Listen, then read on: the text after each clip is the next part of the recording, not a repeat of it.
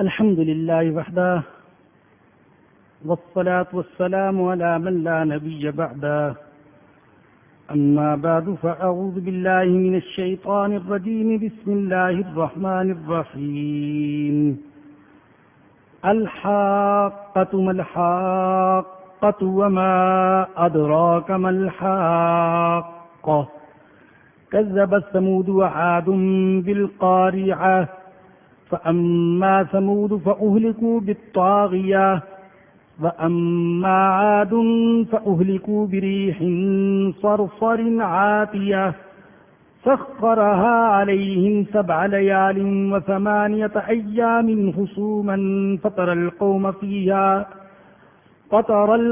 فيها صرعى كأنهم أعجاز نخل خاوية فهل ترى لهم من باقية وجاء فرعون ومن قبله والمؤتفكات بالخاطئة فعصوا رسول ربهم فأخذهم أخذة رابية صدق اللہ العظیم۔ یہ سورۃ الحاقہ ہے، اور جس حادثے کا واقع ہونا یقینی ہو اسے حاقہ کہا جاتا ہے، چونکہ قیامت کا وقوع یقینی ہے، اس لیے قیامت کو اللہ پاک نے حاقہ کا نام دیا۔ امام قرطبی رحمۃ اللہ علیہ نے قرآن اور حدیث کے حوالے سے قیامت کے تقریباً 76 نام جمع کیے ہیں۔ قیامت کو یوم تکویر بھی کہا گیا، اذا الشمس کورت، لپیٹ دیے جانے کا دن۔ قیامت کو یوم التعطیل بھی کہا گیا، وَإِذَا الْعِشَارُ عُطِّلَتْ، بیکار پھرنے کا دن۔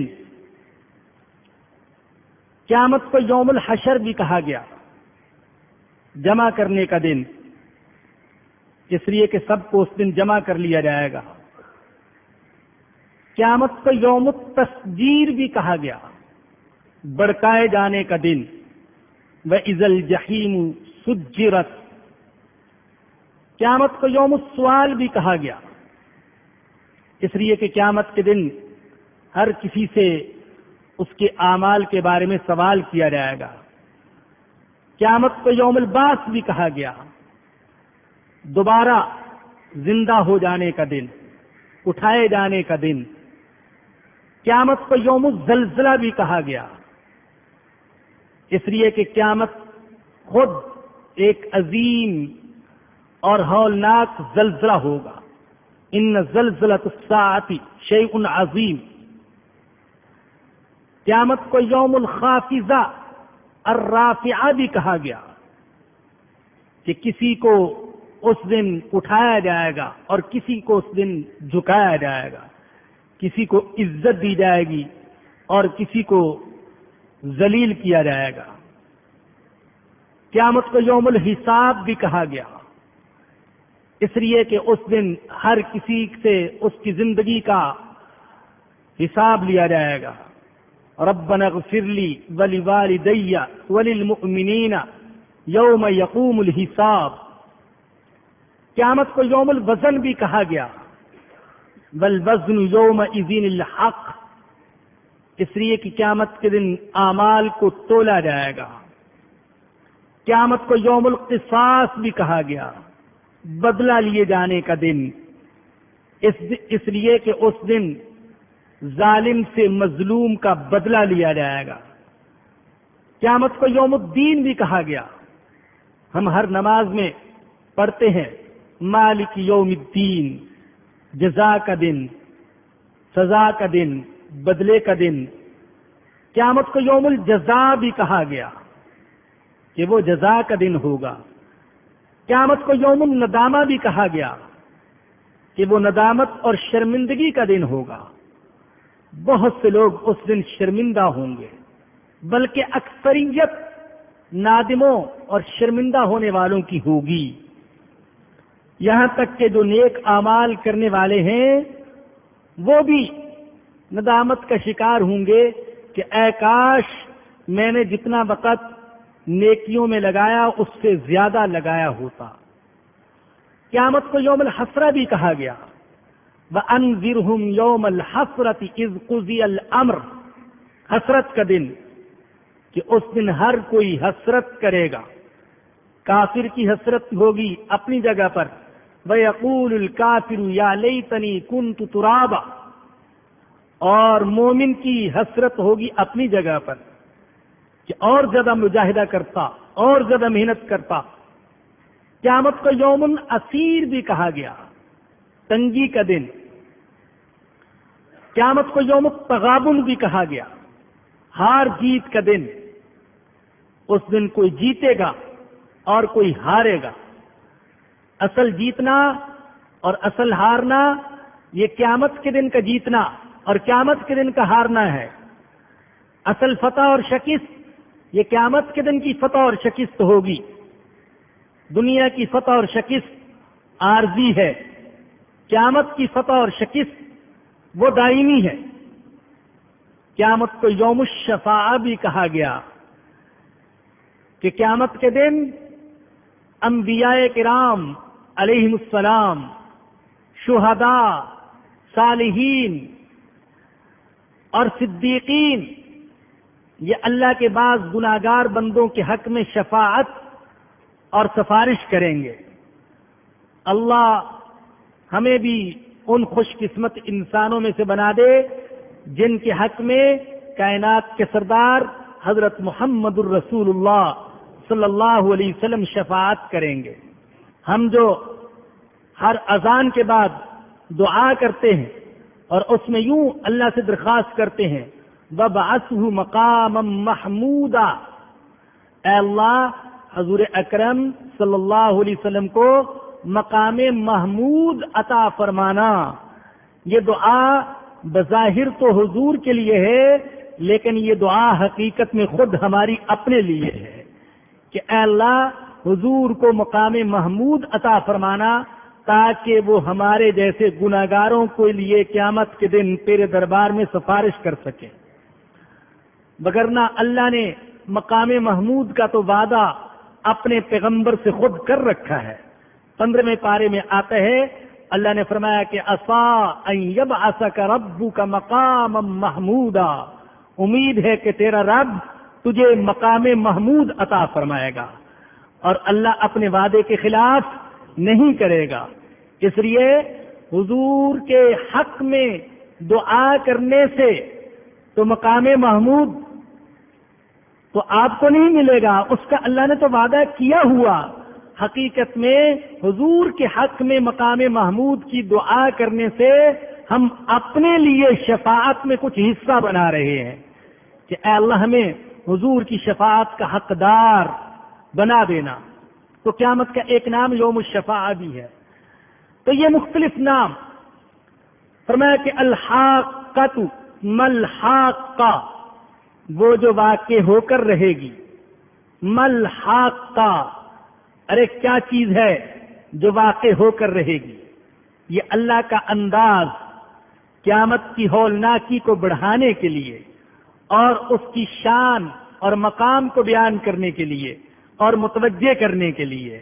الحاقہ ملحاقہ، وہ جو واقع ہو کر رہے گی۔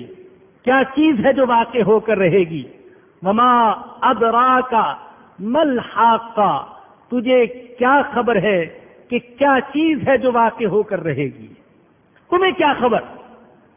تم سمجھ نہیں سکتے اس کی حقیقت کو کہ وہ کیسا ہولناک منظر ہوگا، وہ کیسا زلزلہ ہوگا۔ آج اس دنیا میں رہتے ہوئے اس کی ہولناکی کو تم پوری طرح نہیں سمجھ سکتے۔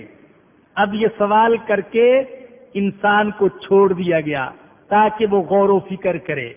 ملحاقہ وما ادراک ملحاقہ، کیا چیز ہے جو واقع ہو کر رہے گی؟ تمہیں کیا خبر کہ کیا چیز ہے جو واقع ہو کر رہے گی؟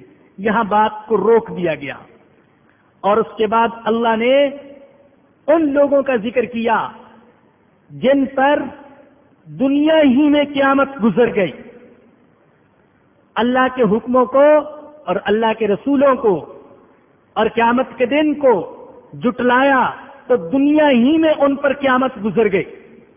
ان میں سے چند قوموں کا اللہ نے یہاں پر ذکر کیا، فرمایا کذبت ثمود وعاد بالقاریعہ، سمود اور عاد نے جٹلایا قاریعہ کو۔ قاریعہ یہ بھی قیامت کے ناموں میں سے ایک نام ہے، آپ پڑھ چکے القاریعۃ ما القاریعہ وما ادراک ما القاریعہ، وہاں بھی اللہ نے یہی انداز اختیار کیا، القاریعہ کھٹکھٹا دینے والی، وہ اچانک آ جانے والی مصیبت، ما القاریعہ، ارے تمہیں کیا پتا کہ کیا ہے قاریعہ، وما ادراک ما القاریعہ، تمہیں کیا خبر کہ کیا ہے قاریعہ، کیا ہے کھٹکھٹا دینے والی، کیا ہے اچانک آ جانے والی مصیبت۔ اصل میں قارعہ کا معنی ہوتا ہے کھٹکھٹانا، من قرع الباب، دروازہ کس نے کھٹکھٹایا۔ جب ایک سخت چیز کو دوسری سخت چیز پر مارا جاتا ہے تو اس کو کہتے ہیں قارعہ۔ قیامت کی وجہ سے انسانوں کے دلوں پر ہولناک ضربیں پڑیں گی، یوں محسوس ہوگا جیسے دلوں کو کھٹکھٹایا جا رہا ہے۔ اس لیے اللہ نے قیامت کا ایک نام القاریعہ بھی رکھا ہے۔ فرمایا کہ قوم سمود اور قوم عاد نے اچانک آ جانے والی مصیبت کو، کھٹکھٹانے والی کو جٹلا دیا۔ فَأَمَّا سَمُودُ فَأُهْلِكُوا بِالطَّاغِيَةِ، بس جو سمود تھے ان کو تباہ کر دیا گیا بے حد خوفناک آواز سے۔ قیامت میں قرآن کریم میں قوم سمود پر جو عذاب آیا اس کے لیے دو لفظ استعمال ہوئے ہیں۔ کہیں پر صیحہ کا لفظ آیا ہے، ایک چنگاڑ، ایک خوفناک چیخ اور آواز، اور کہیں پر رجفہ کا لفظ آیا ہے، زلزلہ، کپکپاہٹ، دونوں الفاظ آئے۔ سورہ ہود کی آیت نمبر 67 میں فرمایا وَأَخَذَ الَّذِينَ ظَلَمُوا الصَّيْحَةُ، ظالموں کو ایک چیخ اور چنگاڑ نے آ پکڑا۔ اور سورۃ الاعراف میں فرمایا فَأَخَذَتْهُمُ الرَّجْفَةُ فَأَصْبَحُوا فِي دَارِهِمْ جَاثِمِينَ، ان کو ایک زلزلے نے آ پکڑا۔ ہو سکتا ہے زلزلہ بھی آیا ہو اور چنگاڑ بھی، کہ عام طور پر جہاں زلزلہ آتا ہے تو وہاں ایک چیخ بھی سنائی دیتی ہے۔ تو فرمایا کہ قوم سمود کو تباہ کر دیا گیا بے حد خوفناک آواز سے۔ وَأَمَّا عَادٌ فَأُهْلِكُوا بِرِيحٍ صَرْصَرٍ عَاتِيَةٍ، اور قوم عاد کو تباہ کر دیا گیا شدید طوفانی آندھی سے۔ سَخَّرَهَا عَلَيْهِمْ 7 لَيَالٍ و8 أَيَّامٍ، اللہ نے یہ آندھی ان پر مسلط رکھی 7 راتیں اور 8 دن، مسلسل 7 راتیں اور 8 دن تیز ہوا، خوفناک آندھی چلتی رہی۔ اور قوم عاد بڑے قد آور لوگ تھے، بعض اوقات کہتے تھے من اشد منا قوہ، ہم سے زیادہ طاقتور کون ہے، ہم سے زیادہ جسمانی قوت کس کو دی گئی، ہم سے زیادہ وسائل اور اسباب کس کو عطا کیے گئے۔ اللہ نے آندھی بھیجی، آندھی نے اٹھا کر پٹخا، اور پھر ایسے گرے ہوئے رہ گئے۔ اللہ فرماتے فَتَرَى الْقَوْمَ فِيهَا سَرْعَىٰ، تم دیکھتے قوم کو اس میں گرے پڑے، كَأَنَّهُمْ أَعْجَازُ نَخْلٍ خَاوِيَةٍ، گویا کھجور کے بسیدہ تنے ایسے گرے ہوئے، لمبے لمبے بڑے قد آور، کھجور کے بوسیدہ تنوں کی طرح گرے ہوئے. فَهَلْ تَرَىٰ لَهُم مِّن بَاقِيَةٍ، کیا تم ان میں سے کسی کو باقی بچا ہوا دیکھتے ہو؟ وَجَاءَ فِرْعَوْنُ وَمَن قَبْلَهُ وَالْمُؤْتَفِكَاتُ بِالْخَاطِئَةِ، فرعون اور اس سے پہلے کے لوگوں نے اور پلٹ دی جانے والی بستیوں نے بھی یہی گناہ کیا تھا. پلٹ دی جانے والی بستیاں یہ کن کی تھی؟ قوم لوط کی بستیاں، جنہوں نے ایسا گناہ دنیا میں شروع کیا جو ان سے پہلے دنیا میں کسی نے نہیں کیا تھا. انتہا درجے کی شقاوت، سنگ دلی اور بدفعلی میں مبتلا ہو گئے. چنانچہ فرشتے کو حکم دیا گیا، ان کی بستیوں کو اٹھایا گیا. بعض روایات میں آتا ہے کہ آسمان کے اتنے قریب لے گئے ان کی بستیوں کو کہ زمین پر بھونکنے والے کتوں کی آواز آسمان پر سنائی دیتی تھی، اور وہاں سے ان کو نیچے پٹخ دیا گیا الٹا کر کے. ان کی بستیوں کو ذکر کیا. والمؤتفکات، اور وہ جن کی بستیوں کو پلٹ دیا گیا تھا انہوں نے اور فرعون نے اور اس سے پہلے دوسرے لوگوں نے یہی گناہ کیا. کون سا گناہ؟ اللہ کے رسول کی نافرمانی، اللہ کے کلام کی تکذیب، جھٹلا دیا، ہم نہیں مانتے. فَعَصَوْا رَسُولَ رَبِّهِمْ، انہوں نے اپنے رب کے رسول کی نافرمانی کی. فَأَخَذَهُمْ أَخْذَةً رَّابِيَةً، تو ان کو بڑی سختی سے پکڑا. اپنے رب کے رسول کی نافرمانی کی. اکثر قوموں، تباہ شدہ قوموں نے یہی گناہ کیا، اللہ کے رسولوں کو جھٹلا دیا. سورہ صاد کی آیت نمبر 14 میں ہے، ان کل الا کذب الرسل فحق عقاب، ہر ایک نے یہی جرم کیا کہ میرے رسولوں کو جھٹلا دیا تو میری سزا ان پر واجب ہو گئی. سورہ شعراء میں اللہ نے مختلف انبیاء کا ذکر کیا اور ان کی قوموں کا، اور یوں فرمایا کذبت قوم نوح المرسلین، قوم نوح نے رسولوں کو جھٹلا دیا. کذبت قوم عاد المرسلین، کذبت عاد المرسلین، عاد نے رسولوں کو جھٹلا دیا. کذبت ثمود المرسلین، قوم ثمود نے رسولوں کو جھٹلا دیا. کذبت قوم لوط المرسلین، قوم لوط نے رسولوں کو جھٹلا دیا. اس گناہ میں مبتلا ہوئے. اور یہاں قابل غور نقطہ یہ ہے کہ قوم لوط نے تو اپنے نبی کو جھٹلایا تھا، قوم ثمود نے صرف حضرت صالح علیہ السلام کو جھٹلایا تھا، قوم عاد نے صرف حضرت ہود علیہ السلام کو جھٹلایا، اور قوم نوح نے صرف حضرت نوح علیہ السلام کو جھٹلایا تھا. لیکن اللہ نے کیا فرمایا؟ کذبت قوم نوح المرسلین، قوم نوح نے سارے رسولوں کو جھٹلا دیا. یہ کیوں؟ ایسا کیوں فرمایا؟ اس لیے کہ اللہ یہ کہتے ہیں کہ ایک رسول کو جھٹلانا ایسے ہے جیسے میرے سارے رسولوں کو جھٹلا دینا. یاد رکھیے کہ جہاں تک اصول کا تعلق ہے، حضرت آدم علیہ السلام سے لے کر ہمارے آقا حضرت محمد الرسول اللہ صلی اللہ علیہ وسلم تک سارے انبیاء اصول میں متفق ہیں، اصول میں کوئی اختلاف نہیں. سارے نبیوں نے عقائد کی اصلاح کی دعوت دی، اللہ پر ایمان، آخرت پر ایمان، وحی پر ایمان، نبوت و رسالت پر ایمان، فرشتوں پر ایمان، تقدیر پر ایمان، مرنے کے بعد کی زندگی پر ایمان. یہ سارے انبیاء نے دعوت دی. سارے انبیاء نے عبادت کی دعوت دی.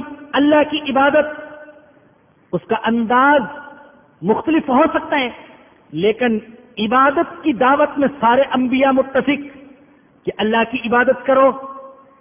سارے انبیاء نے اچھے اخلاق کی دعوت دی، سچائی کی دعوت، امانت کی دعوت، دیانت کی دعوت، سخاوت کی دعوت اور عاجزی کی دعوت اور صنائیت کی دعوت. سارے انبیاء نے صبر کی دعوت، شکر کی دعوت. کون سا نبی ہے جس نے ان اخلاق کی دعوت نہیں دی؟ اصول میں سب متفق، اختلاف صرف فروع میں ہے، جزئیات میں ہے. ایسا تو ہو سکتا ہے کہ نماز کا طریقہ ہر نبی کا مختلف ہو، لیکن نص نماز میں سارے انبیاء متفق تھے کہ نماز پڑھو. نماز کی دعوت دی. اللہ نے قرآن میں ذکر کیا، موقع نہیں ورنہ میں آپ کو بتلاتا کہ ہر نبی نے نماز کی دعوت دی ہے، ہر نبی نے زکات کی دعوت دی ہے. تو اس لیے اللہ یہ کہتے ہیں کہ ایک نبی کا جھٹلانا ایسے جیسے سارے نبیوں کا جھٹلا دینا. اور بالخصوص ہمارے دین میں یاد رکھیے اس کی زیادہ اہمیت ہے کہ ایک رسول کا انکار کرنے والا اور ایک رسول کی بے ادبی کرنے والا کافر ہو جاتے ہیں، چاہے وہ حضور اکرم صلی اللہ علیہ وسلم کو ماننے والا ہی کیوں نہ ہو. عیسائیوں کے ہاں عیسیٰ علیہ السلام کو مان کر اور باقی سارے انبیاء کا انکار کر کے کوئی شخص عیسائی رہ سکتا ہے. یہودیوں کے ہاں حضرت موسیٰ علیہ السلام پر ایمان رکھ کر اور ہمارے حضور کو گالیاں دے کر کوئی شخص یہودی رہ سکتا ہے، لیکن کوئی شخص حضور پر ایمان رکھ کر اور حضرت موسیٰ اور حضرت عیسیٰ علیہم السلام کی توہین کر کے مسلمان نہیں رہ سکتا ہے. اس سے آپ اندازہ لگا سکتے ہیں کہ اسلام تنگ دلی کا مذہب نہیں ہے، اسلام وسعت قلبی کا مذہب ہے. اسلام میں حکم یہ ہے کہ سارے انبیاء پر ایمان ضروری اور سارے انبیاء کا ادب و احترام بھی ضروری ہے. یہ جو پچھلے دنوں توہین رسالت کی سزا پر بڑا شور و غوغا ہوا، تو یاد رکھیے کہ اسلام میں توہین رسالت کی سزا صرف حضرت محمد الرسول اللہ صلی اللہ علیہ وسلم کی توہین پر نہیں ہے، بلکہ ہر نبی کی توہین پر یہ توہین رسالت کی سزا ہے. ہم کہتے ہیں جو بھی کسی بھی نبی کی تنقیص اور تحقیر کرتے اور بے ادبی کرتے وہ زندہ رہنے کا مستحق نہیں ہے. اللہ اکبر. ایک جگہ ایسی جگہ مجھے اللہ پاک نے ایک دفعہ بات کرنے کی توفیق عطا فرمائی. یہ جو اخبار انگریزی کا چھپتا ہے دا نیوز، تو اس کا دفتر تھا، وہاں اللہ نے موقع دیا بات کرنے کا. اتفاق سے یہی توہین رسالت کا موضوع تھا اور وہاں عیسائی بھی موجود تھا اور عیسائی راہب اور کچھ دوسرے مذاہب کے لوگ بھی تھے. اور آگے ماشاءاللہ جیسے مجمع ہوتا ہے ایسی جگہوں پر ماڈرن قسم کا مجمع.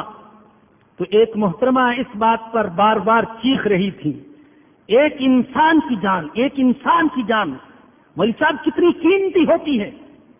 کہ آپ لوگ کہتے ہیں کہ توہین رسالت پر انسان کو قتل کر دیا جائے گا. اللہ پاک نے میری زبان سے نکلوایا، میں نے عرض کیا کہ جو اللہ کے انبیاء کی توہین کرتے ہیں وہ قرآن اور دین کی نظر میں انسان ہے ہی نہیں ہے، وہ درندہ ہے، اس کا انسانیت سے کیا تعلق. لہذا ہمیں انسان کی جان کے تحفظ کا حکم دیا گیا ہے، ایسے درندوں کی جان کے تحفظ کا حکم نہیں دیا گیا ہے.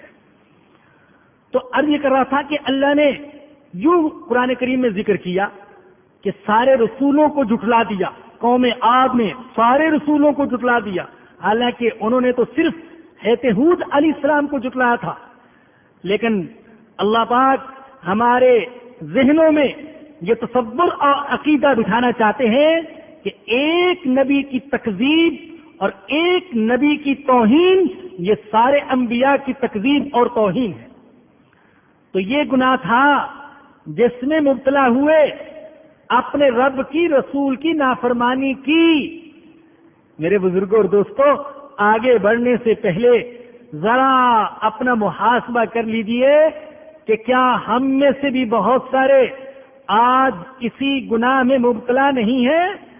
اپنے رب کے رسول کی نافرمانی اگر زبان سے نہیں تو عمل سے تو ہے۔ کتنے ہیں جو عملی اعتبار سے رسول اللہ صلی اللہ علیہ وسلم کی اتباع کرنے والے ہیں؟ اِنَّا لَمَّا طَغَى الْمَاءُ، ایک اور نبی کا ذکر، ایک اور قوم کا ذکر، جب پانی کا طوفان حد سے گزر گیا، حملناکم فی الجاریہ، ہم نے تم کو سوار کر دیا کشتی میں، ہے نوح علیہ السلام کی قوم، لنجعلها لکم تذکرۃ وتعیھا اذن واعیہ، تاکہ ہم اس کو تمہارے لیے عبرت بنا دیں اور اسے یاد رکھیں۔ یاد رکھنے والے کون؟ فَإِذَا نُفِخَ فِي الصُّورِ، اب قیامت کا ذکر شروع ہوا تھا، بیچ میں چند ایسی اقوام کا ذکر آ گیا جن پر دنیا ہی میں قیامت گزر گئی اور قیامت جیسا عذاب آیا۔ اب دوبارہ قیامت کا ذکر، فَإِذَا نُفِخَ فِي الصُّورِ نَفْخَةٌ وَاحِدَةٌ، پھر جب ایک دفعہ سور پھونکا جائے گا، ایک دفعہ سور پھونکا جائے گا۔ ہمارا سور پھونکے جانے پر ایمان ہے کہ سور پھونکا جائے گا، لیکن اس کی تفصیلات اور کیفیات ہمیں معلوم نہیں ہے۔ یہ واقعات عالم غیب میں ہوں گے، عالم آخرت میں ہوں گے، آج ان کی پوری پوری حقیقت ہمیں معلوم نہیں ہے، بس ہم اتنا ایمان رکھتے ہیں کہ سور پھونکا جائے گا، اور ثابت ہوتا ہے کہ 3 دفعہ سور پھونکا جائے گا، جس کو کہتے ہیں نفخہ اولا، نفخہ ثانیہ اور نفخہ ثالثہ۔ پہلی دفعہ سور پھونکا جائے گا، گھبراہٹ کی طاری ہو جائے گی۔ دوسری دفعہ سور پھونکا جائے گا، سب پر موت مسلط ہو جائے گی، اور تیسری دفعہ جب سور پھونکا جائے گا تو سب قبروں سے زندہ ہو کر اٹھ کھڑے ہوں گے۔ فرمایا کہ فَإِذَا نُفِخَ فِي الصُّورِ نَفْخَةٌ وَاحِدَةٌ، پھر جب ایک دفعہ سور پھونکا جائے گا، وَحُمِلَتِ الْأَرْضُ وَالْجِبَالُ، اور زمین اور پہاڑوں کو اٹھا کر فَدُكَّتَا دَكَّةً وَاحِدَةً، ایک ہی چوٹ میں ریزہ ریزہ کر دیا جائے گا۔ یہ منظر قدرت الہیہ کو ظاہر کرتا ہے کہ یہ زمین اور پہاڑ جو تمہیں بڑے بوجھل دکھائی دیتے ہیں، ایک بال کی طرح اور ایک چھوٹے پتھر کی طرح ان کو اٹھایا جائے گا اور اٹھا کر پٹک دیا جائے گا، یہاں تک کہ یہ ریزہ ریزہ ہو جائیں گے۔ فَيَوْمَئِذٍ وَقَعَتِ الْوَاقِعَةُ، اس دن وہ ہونے والا واقعہ ہو جائے گا۔ وَانشَقَّتِ السَّمَاءُ، اور آسمان پھٹ جائے گا۔ فَهِيَ يَوْمَئِذٍ وَاهِيَةٌ، اس کی بندش ڈھیلی پڑ جائے گی۔ قیامت کے دن ہولناک فلکی تغیرات واقع ہوں گے۔ وہ اللہ جس نے آسمانوں، سیاروں اور ستاروں کو بندش میں جکڑ رکھا ہے، وہ اللہ اس بندش کو کھول دے گا۔ جب وہ بندش کھول دے گا تو پھر کیا ہوگا، اس کا میں اور آپ تصور نہیں کر سکتے۔ آپ سوچئے، 2 بسیں آپس میں ٹکراتی ہیں، 2 بسیں، 50 مسافر اس میں سوار، 50 اس میں سوار، 80 میل 100 میل فی گھنٹہ ان کی رفتار آپس میں ٹکراتی ہیں، کتنی بڑی خبر بنتی ہے۔ اگر دنیا میں کوئی ایسا واقعہ پیش آ جائے کہ بیک وقت 100 بسیں آپس میں ٹکرا جائیں تو پوری دنیا میں ایک تہلکہ مچ جائے گا، اور یہ جو سیاروں اور ستاروں کی کائنات یا 2-4 لاکھ سیارے نہیں ہیں، وہ لاکھوں کروڑوں اربوں سیارے، ان گن سیارے، جن کی گنتی ابھی تک انسان تمام تر سائنسی ترقی کے باوجود انسان نہیں کر سکا۔ جب اللہ بندش ڈھیلی کر دے گا اور یہ کروڑوں اور اربوں سیارے آپس میں ٹکرائیں گے، وہ سیارے جن میں سے ایک ایک اس زمین سے کہیں بڑا اور ان کی رفتار 1-1 لاکھ میل فی گھنٹہ، جب وہ آپس میں ٹکرائیں گے تو کیسی تباہی مچے گی، میں اور آپ اس کا تصور نہیں کر سکتے ہیں۔ منشقت السماء، آسمان پھٹ جائے گا، اس کی بندش ڈھیلی پڑ جائے گی۔ والملک علی ارجائها، اور فرشتے اس کے اطراف پر ہوں گے۔ وَيَحْمِلُ عَرْشَ رَبِّكَ فَوْقَهُمْ يَوْمَئِذٍ ثَمَانِيَةٌ، اور تیرے رب کے عرش کو اپنے اوپر اس دن اٹھائے ہوئے ہوں گے 8۔ یہ 8 کیا ہے؟ 8 فرشتے یا فرشتوں کی 8 صفیں، ہمیں یہ معلوم نہیں، اور اٹھانے کی کیفیت بھی معلوم نہیں، اور نہ ہی اللہ نے ہمیں اس کا مکلف بنایا ہے کہ تم یہ کیفیت معلوم کرو۔ اگر جاہل رہ جاؤ گے تو میں قیامت کے دن پوچھوں گا کہ تم نے اس کیفیت کو کیوں نہ معلوم کیا؟ نہیں، اس بارے میں سوال نہیں ہوگا۔ ان باریکیوں میں پڑھنے کی ضرورت نہیں ہے۔ کیسے ہوگا اللہ جانے۔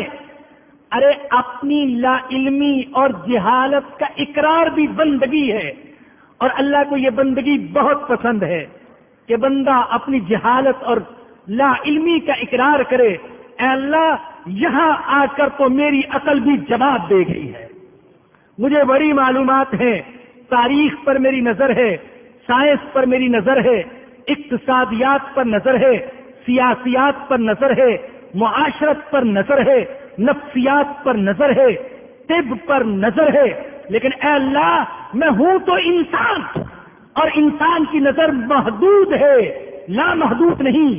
ایسی جگہ آتی ہے جہاں انسان کی نظر آگے دیکھنے سے انکار کر دیتی ہے، اس کی عقل سوچنے سے انکار کر دیتی ہے۔ ایسی جگہ آتی ہے جہاں عقل کو خود اپنی عقل نہیں رہتی ہے۔ تو اس لیے اس کی کیفیت ہمیں معلوم نہیں کہ کتنے فرشتے، ان کی صفیں ہوں گی یا 8 فرشتے ہوں گے، اور اٹھانے کی کیفیت کیا ہوگی، اس کی کیفیت ہمیں معلوم نہیں۔ ہمارے لیے تو بس یہ سبق ہے کہ سب کچھ فنا ہو جائے گا اور اسی کا اقتدار باقی رہ جائے گا۔ کل من علیہا فان ویبقى وجہ ربک ذو الجلال والاکرام لمن الملک اليوم۔ سوال ہوگا آج اقتدار اور بادشاہی کس کی ہے؟ اے بادشاہیوں اور ملکیتوں کے دعوے کرنے والوں، آج کس کی ہے ملکیت؟ للہ الواحد القہار۔ کوئی جواب دینے والا بھی نہیں ہوگا، خود جواب دیا جائے گا کہ ہاں صرف ایک اس اللہ کی بادشاہی ہے جو کہ قہار ہے۔ تو ہمارے لیے تو یہ سبق کہ سب کچھ فنا، لیکن اس کا اقتدار باقی ہوگا، اور پھر حساب کے لیے اس کے سامنے پیشی ہوگی، اور جب پیشی ہوگی تو پھر کیا ہوگا؟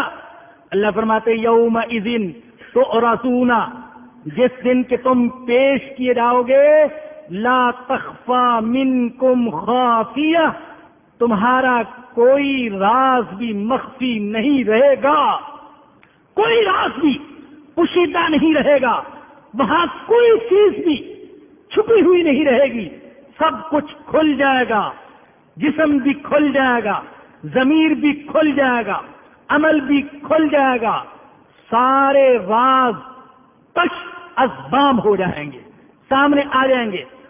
اللہ کو تو پہلے ہی معلوم، انسانوں کے سامنے بھی ہماری پوری ہسٹری آ جائے گی، سارے کرتوت آ جائیں گے۔ فرمایا کہ جس دن تم پیش کیے جاؤ گے تمہارا کوئی راز بھی مخفی نہیں رہے گا، جب راز کھل جائیں گے. قیامت کا ایک نام یہ بھی ہے یوم تبلی السرائر، ہم پڑھ چکے. یوم تبلی السرائر، جس دن راز کھول دیے جائیں گے، باطن ظاہر ہو جائے گا، جو کچھ چھپا ہوا ہے وہ عیاں ہو جائے گا. جب وہ ہو جائے گا تو پھر اعمال نامے تقسیم ہوں گے اور سندیں تقسیم ہوں گی. یہ کسی کی سند اور کسی کا اعمال نامہ دائیں ہاتھ میں اور کسی کا بائیں ہاتھ میں.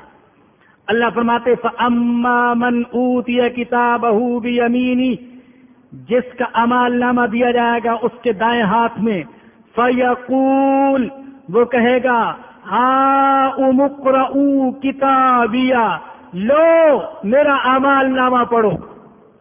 اللہ اکبر. خوشی سے دیوانہ ہوا جا رہا ہے، دوڑا پھر رہے، اپنوں کو تلاش کر رہے. تم چاہتے ہو، آج تم نہیں مانگو گے، میں پوچھوں گا میرے بندے تو کیا چاہتا ہے. فَهُوَ فِي عِيشَةٍ رَاضِيَةٍ، وہ دل پسند عیش اور زندگی میں ہوگا. فی جنت عالیہ، بلند مقام جنتوں میں. قطوفها دانیہ، ان کے پھل جھکے ہوئے ہوں گے تاکہ بندے کو اٹھ کر توڑنے کی بھی تکلیف نہ کرنی پڑے. پھلوں کو جھکایا جا رہا ہے. اللہ اکبر. کلوا واشربوا ہنیئا بما اسلفتم فی الایام الخالیہ، کھاؤ اور پیو مزے سے ان اعمال کے بدلے میں جو تم نے گزرے ہوئے ایام میں کیے.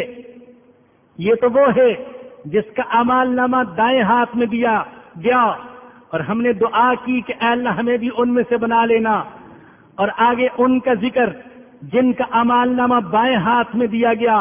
یا ارحم الراحمین، ہمیں ہمارا اعمال نامہ بائیں ہاتھ میں نہ دینا. وَأَمَّا مَنْ أُوتِيَ كِتَابَهُ بِشِمَالِهِ، لیکن جس کا اعمال نامہ اس کے بائیں ہاتھ میں دیا گیا، فَيَقُولُ يَا لَيْتَنِي لَمْ أُوتَ كِتَابِيَهْ، وہ کہے گا اے کاش مجھے میرا اعمال نامہ نہ دیا گیا ہوتا. وَلَمْ أَدْرِ مَا حِسَابِيَهْ، میں نہ جانتا کہ میرا حساب کیا ہے.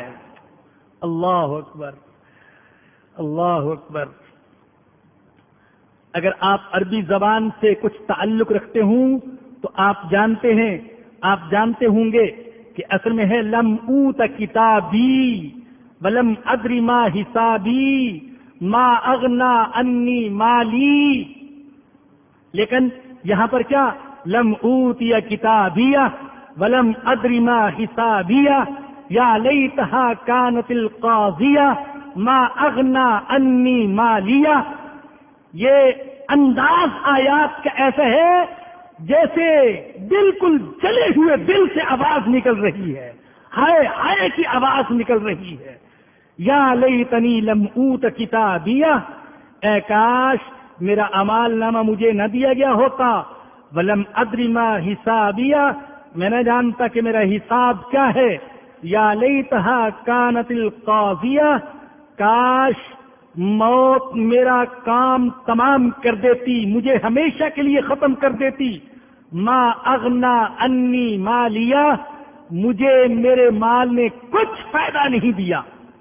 جس مال کی خاطر جھوٹ بولتا رہا، اللہ کے حکم توڑتا رہا، رشوت کھاتا رہا، اپنوں کو ناراض کرتا رہا، اپنوں کا خون تک بہاتا رہا، جس دولت کی خاطر نماز تک کو بھول گیا، حج تک کو بھول گیا، مسجد اور مدرسے سے منہ مول لیا، قرآن سے رخ مول لیا، آج اس مال نے مجھے کچھ فائدہ نہیں دیا. کوئی مال، چاہے وہ مال زمین آسمان کے درمیان جو خلا ہے اس کی مقدار مال کیوں نہ ہو، یہ فائدہ نہیں دے گا. ہاں، وہ پیسہ جو اللہ کی رضا کے لیے خرچ کیا، وہی پیسہ وہی مال فائدہ دے گا. حالانکہ انی سلطانیہ، میرا اقتدار ختم ہو گیا، میرا دبدبا، میری وجاہت، میری کرسی، میرا منصب سب ختم ہو گیا. یہاں نہیں کام آ رہا. ارے یہ کھوٹے سکے ہیں، یہ اقتدار، یہ کرسی، یہ وزارت، یہ سب کھوٹے سکے ہیں. یہی دنیا میں کام آنے والے ہیں، آخرت میں یہ کام نہیں آئیں گے. خذوہ فغلوہ. اللہ اللہ، ایسا انداز جو پتھر دلوں کو ہلا دے. خذوہ، اللہ فرماتے ہیں میں کہوں گا اس کو پکڑو، لیکن انداز ایسا اللہ کا جیسے کہ منظر سامنے ہے، ہم دیکھ رہے کہ اللہ حکم دے رہے، پکڑنے کا حکم دے رہے، ارے پکڑو. قرآن کا انداز ایسا ہے کہ یہ قیامت کے منظر کو یوں بیان کرتا ہے جیسے ہم اپنی آنکھوں سے دیکھ رہے ہیں. اللہ کہہ رہے خذوہ، ارے پکڑو اس کو. فغلوہ، اس کو طوق پہنا دو. ثم الجحیم صلوہ، پھر اس کو دوزخ میں ڈال دو. ثم فی سلسلۃ ذرعها 70 ذراعا فاسلکوہ، پھر ایسی زنجیر میں جس کی پیمائش 70 ہاتھ ہے اس میں اس کو جکڑ دو. اتنی لمبی زنجیر اسے ذلیل کرنے کے لیے. یہاں انسانوں کو ڈرانا مقصود ہے. جرم کیا تھا اس کا؟ جرم کیا ہے اس کا؟ وہ جو قیامت کے دن جو فرد جرم سنائی جائے گی، اللہ آج ہمیں دنیا میں وہ فرد جرم سنا رہا ہے. انہ کان لا یؤمن باللہ العظیم، بے شک یہ اس اللہ پر ایمان نہیں رکھتا تھا جو اللہ عظیم ہے، جو عظمت والا اللہ ہے، اس پر ایمان نہیں رکھتا تھا. اس کا دل ایمان سے خالی تھا. جس کا دل ایمان سے خالی ہو اس کی زندگی، اس کے اندر زندگی اور روشنی نہیں رہتی، وہ تو مردہ کی طرح ہے. اللہ اکبر. جس دل کے اندر ایمان نہ ہو اس دل کے اندر انسانوں کے لیے رحم اور ترس نہیں رہتا. اسی لیے فرمایا انہ کان لا یؤمن باللہ العظیم، یہ اس اللہ پر ایمان نہیں رکھتا تھا جو عظمت والا ہے. ولا یحض علی طعام المسکین، اور یہ مسکین کو کھانا کھلانے کی ترغیب نہیں دیتا تھا. ہائے میرے اللہ، کیا جرم بیان کیا! یہ اللہ پر ایمان نہیں رکھتا تھا اور مسکین کو کھانا کھلانے کی ترغیب نہیں دیتا تھا. یہ تو اس کی سزا ہے جو مسکینوں کو کھانا کھلانے کی ترغیب نہیں دیتا تھا. ارے اس کی سزا کیا ہوگی جو مسکینوں کے حقوق دبا لیتا ہے، جو ان کو لقمے سے محروم کر دیتا ہے، تڑپنے پر مجبور کر دیتا ہے. دولت کی ہوس ایسی چھا جاتی ہے کہ غریبوں، یتیموں، مسکینوں اور کمزوروں کے حقوق پر ڈاکے ڈالتا ہے. راشی ہے، پرلے درجے کا راشی. رشوت نے اس کا دل کالا کر دیا، ایسا دل کالا کیا کہ اب کسی غریب پر اس کو ترس نہیں آتا، بلکہ غریبوں کو دیکھ کر اور شیر ہو جاتا ہے. اللہ نے اس کو نوازا. کل یہ خود مزدور تھا، آج فیکٹری کا مالک ہے، لیکن اس کا دل ایسا پتھر ہو گیا کہ مزدوروں پر ترس نہیں کھاتا، ان کے حقوق دبا جاتا ہے. اللہ اکبر.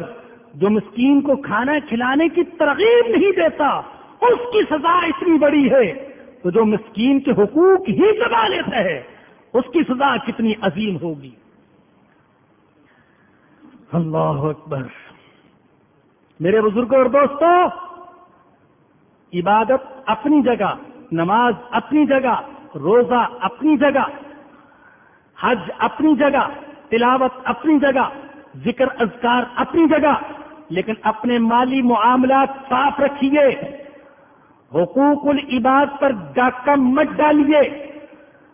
بہت خطرناک جرم ہے جسے اللہ معاف نہیں کرے گا.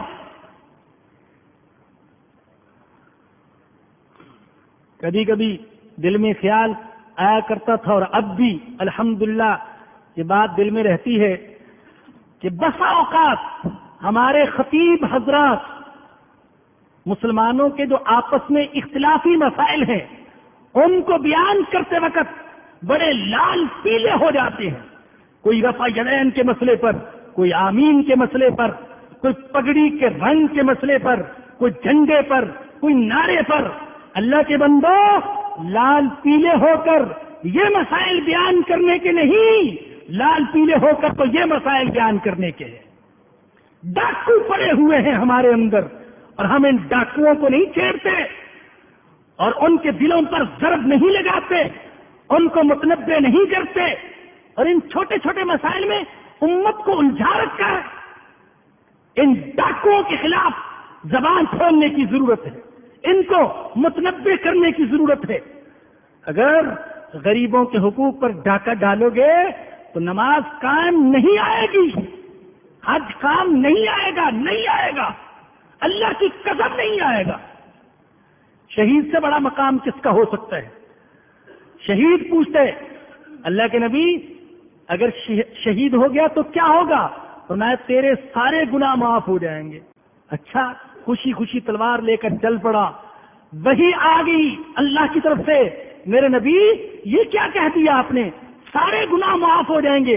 اس کو بلا کر سمجھائیے اللہ کے سارے حقوق معاف ہو جائیں گے، بندوں کے حقوق شہید کو بھی معاف نہیں ہوں گے. اللہ اکبر. انہ کان لا یؤمن باللہ العظیم، یہ اللہ پر ایمان نہیں رکھتا تھا جو بڑا عظمت والا. ولا یحض علی طعام المسکین، اور مسکین کو کھانا کھلانے کی ترغیب نہیں دیتا تھا. فلیس لہ اليوم ہاہنا حمیم، آج اس کا یہاں پر کوئی دوست نہیں ہے.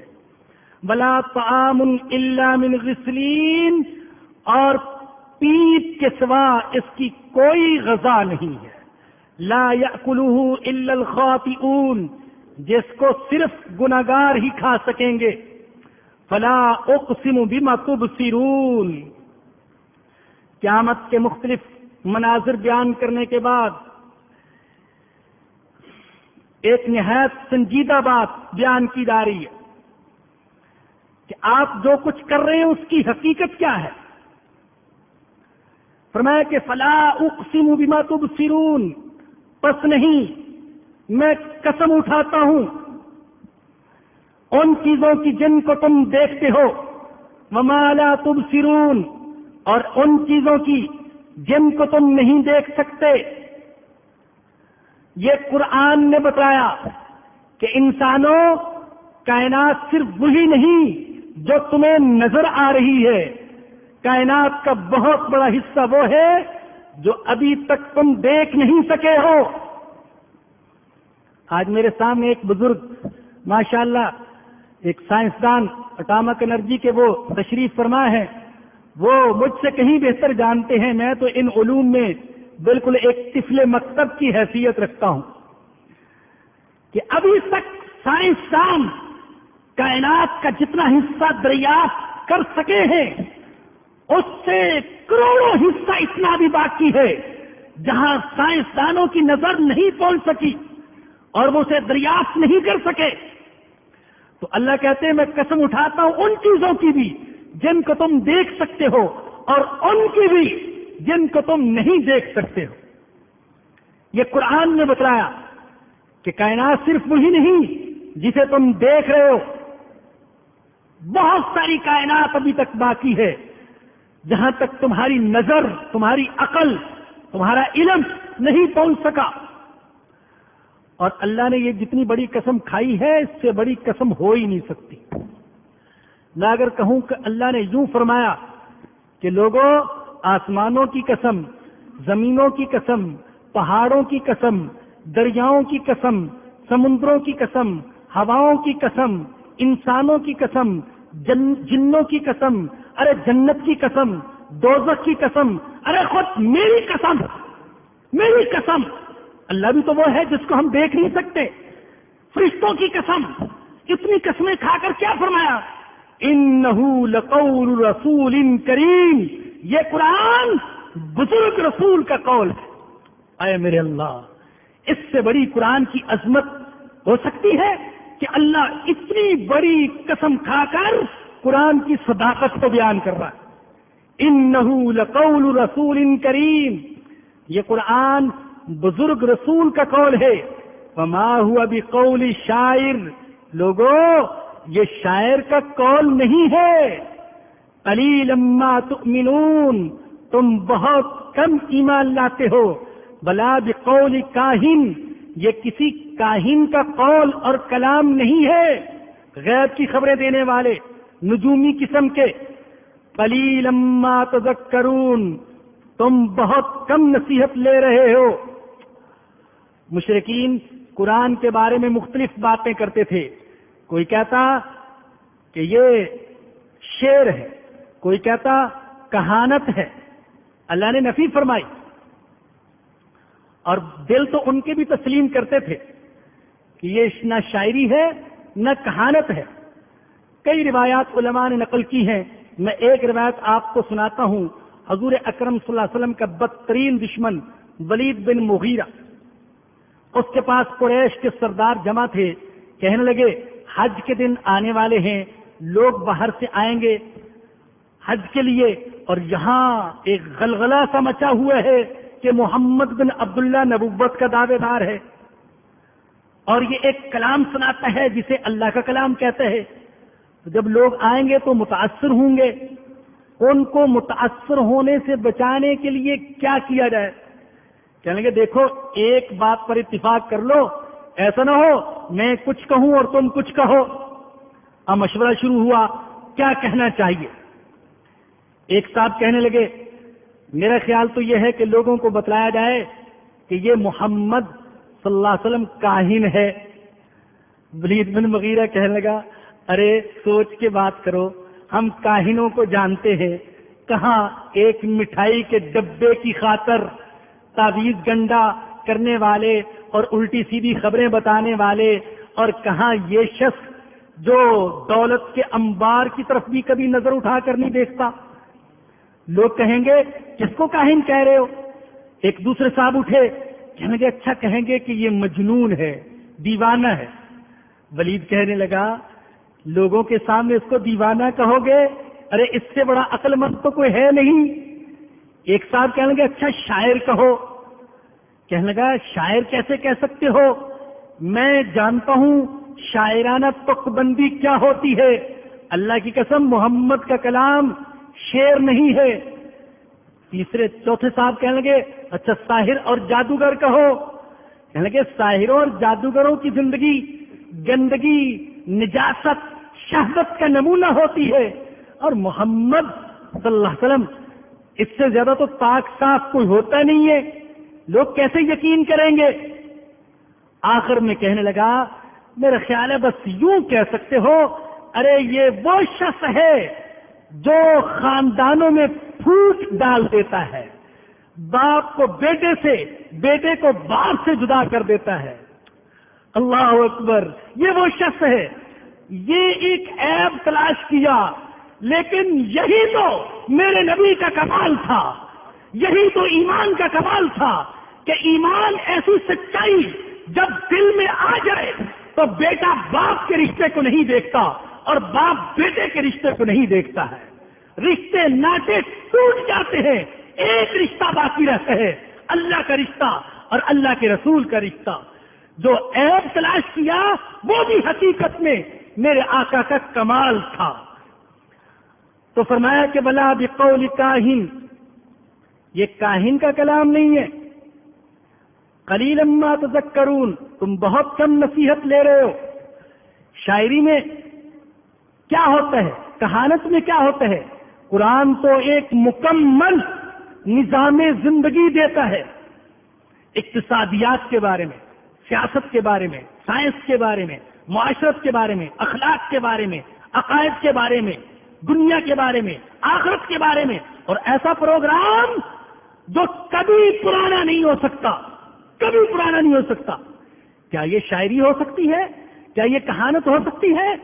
تنزیل من رب العالمین، یہ نازل کیا ہوا ہے جہانوں کے پروردگار کی طرف سے، وَلَوْ تَقَبَّلَ عَلَيْنَا بَعْضَ الْأَقَاوِيلِ، اگر یہ ہم پر کوئی بھی بات بنا لیتا، لَأَخَذْنَا مِنْهُ بِالْيَمِينِ، تو ہم اس کو دائیں ہاتھ سے پکڑ لیتے۔ اگر یہ نبی ہم پر جھوٹی بات کی نسبت کرتا، ہم اس کو دائیں ہاتھ سے پکڑ لیتے۔ ثُمَّ لَقَطَعْنَا مِنْهُ الْوَتِينَ، پھر ہم اس کی شاہ رگ کاٹ دیتے۔ وَمَا مِنْكُمْ مِنْ أَحَدٍ عَنْهُ حَاجِزِينَ، پھر تم میں سے کوئی بھی مجھے اس سے روکنے والا نہیں ہو سکتا تھا۔ وَإِنَّهُ لَتَذْكِرَةٌ لِّلْمُتَّقِينَ، اور یہ قرآن تو نصیحت ہے متقین کے لیے۔ متقین اس لیے کہا کہ قرآن کی نصیحت سے فائدہ وہی اٹھا سکتے ہیں جس کا دل صاف ہوگا اور جس کے دل کے اندر طلب ہوگی ہدایت کی۔ جس کے اندر طلب نہیں ہے محروم رہے گا، محروم رہے گا۔ سن لیجیے، پورا قرآن سن جائیے، اگر دل میں ہدایت کی طلب نہیں ہے کچھ بھی فائدہ نہیں ہوگا۔ میرے بزرگوں اور دوستوں، تشریف رکھیں، شرکت فرمائیں تو ہدایت کی طلب لے کر شرکت فرمایا کریں۔ وَإِنَّا لَنَعْلَمُ أَنَّ مِنكُم مُكَذِّبِينَ، اور بے شک ہم خوب جانتے ہیں کہ تم میں سے بعض جٹلانے والے ہیں۔ وَإِنَّهُ لَحَسْرَةٌ عَلَى الْكَافِرِينَ، اور بے شک یہ حسرت ہوگا کافروں پر۔ وَإِنَّهُ لَحَقُّ الْيَقِينِ، اور بلا شبہ یہ یقینی حق ہے، حق ہی حق، یقین ہی یقین، جس میں شک والی کوئی بات نہیں۔ فَسَبِّحْ بِاسْمِ رَبِّكَ الْعَظِيمِ، پس پاکی بیان کیجئے اپنے رب کے نام کی جو بڑا عظیم ہے۔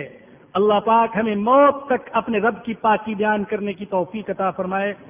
وآخر دعوانا الحمد للہ رب العالمین، الحمد للہ رب العالمین، والصلاة والسلام على سید الانبیاء والمرسلین۔